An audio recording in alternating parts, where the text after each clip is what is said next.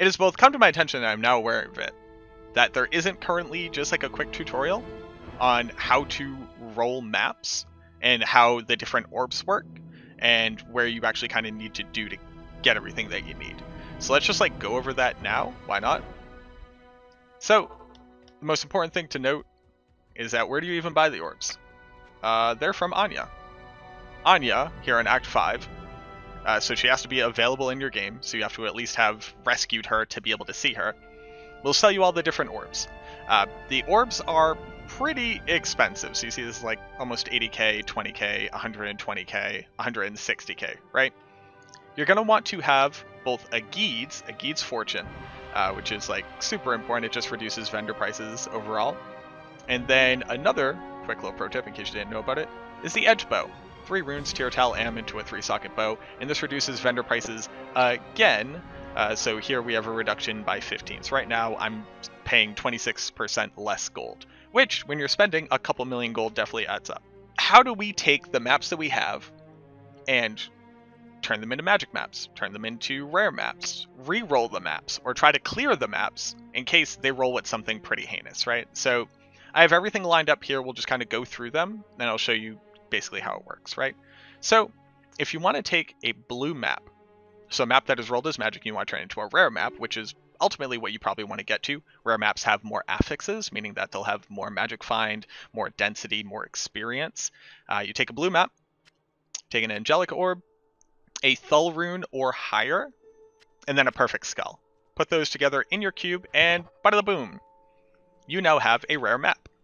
So the rare map's going to roll randomly. The map that you put in it doesn't really matter as far as what affixes are going to be available on this, and maps always maintain their same level. So a tier 1 map is going to stay a tier 1 map, a tier 3 map is going to stay a tier 3 map.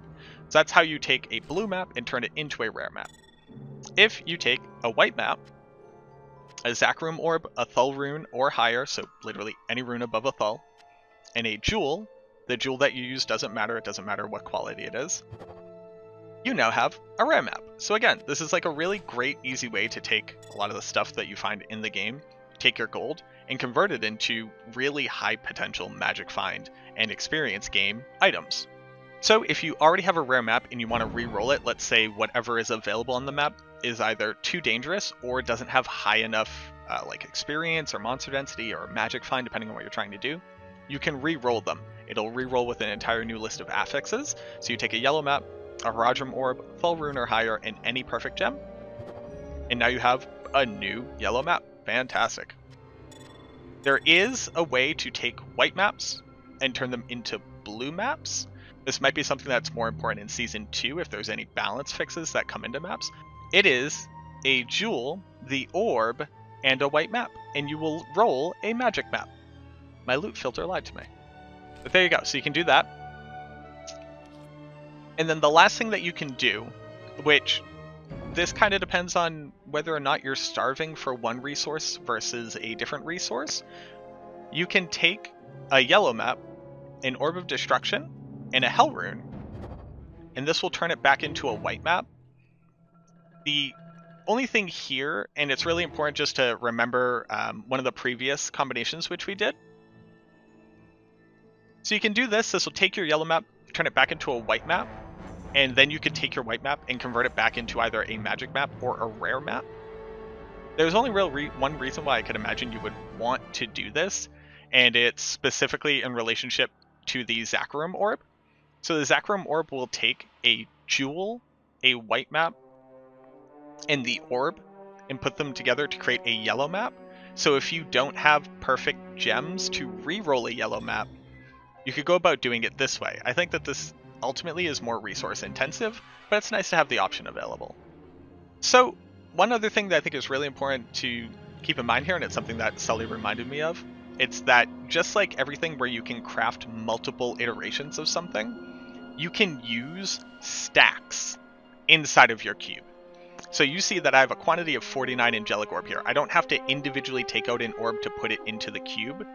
As long as the map type that I'm using and the gem and rune type are all the same, I can load up my cube with as many angelic orbs and runes, stacks of runes and angelic orbs and gems and basically put in a white map, convert, take out the white map, put in a new white map, convert, take out the white map. So as an example of what we were just talking about, I've loaded up on a bunch of jewels. I have a stack of Thal runes, I have a stack of Zakarim orbs, and I have 3 or 4 white maps that I want to convert all together. While holding down shift, I'm just going to go ahead and click transmute, right click the map, right click the new map, right click a jewel, bam, bam, bam.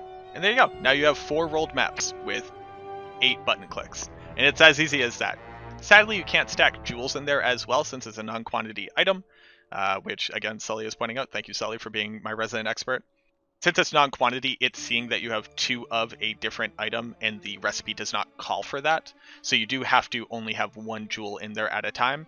But you could basically have half of your inventory being white maps and half your inventory being jewels or whatever conversion you're doing. And just utilizing the shift right click ability to be able to do this very quickly. The last thing that I wanted to include here is that you can, in addition to re-rolling your maps, also slam a map. So slamming a map in the same way that you would slam any item that you find, you can add a map and a Worldstone shard to the Herodric Cube and slam it for an attempt to get better affixes, meaning more experience, more density, etc. As Season 1 currently stands, you have a 25% chance to CNC, or cannot corrupt, meaning nothing will happen to the map but it will be considered corrupted and you won't be able to do this again, or corrupt with additional benefits to it. These are typically the ways that you can absolutely maximize the total wealth potential or XP potential of a map that you're attempting to run. This map is something that I would consider to be a fairly good map for a single player attempting to go in and magic find. So you have really high magic find on it, you have good addition to monster density, and the affixes that are buffing the monsters in this map aren't dangerous, or aren't so dangerous that you wouldn't be able to handle it as a single player. Our map has gotten bigger. The map now has monsters have 10% chance of deadly strike.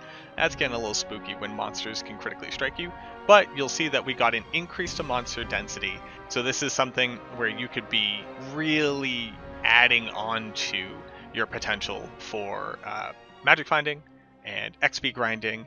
I really hope that you enjoyed the video. I'm going to go ahead and put a quick button over there where you can subscribe. If you wouldn't mind doing that, I would super appreciate it. Thank you so much. In addition to that, I'm going to have a link to a video that YouTube thinks that you want to watch. And I'm also going to add a link to a playlist that we have going on right now. I highly recommend checking out. And until I see you again, have a good one.